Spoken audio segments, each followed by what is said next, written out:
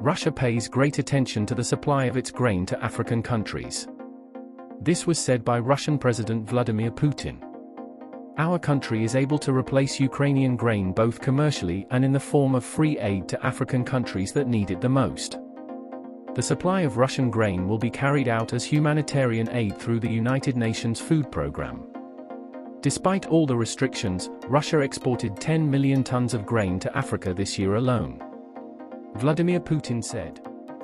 The armed forces of Ukraine are gradually advancing south of Bakhmut. At the same time, they repel Russian attacks in the north. Deputy Minister of Defense of Ukraine Anna Malyar wrote about this in her account.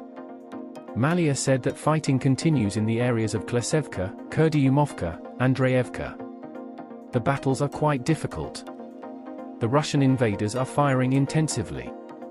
In the direction of Kupyansk, the invaders are attacking and trying to remove the defense forces from the commanding heights. In particular, today alone they have repelled several attacks without losing their positions. The Czech Republic, in response to Russian Foreign Ministry's accusations of Russophobia, called on Moscow to renounce Ukraine. This was announced on the official Twitter page of the Ministry of Foreign Affairs of the Czech Republic.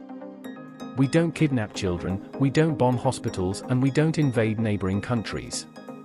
Get rejected from Ukraine. The information says. It should be noted that Russia has published a critical report on human rights.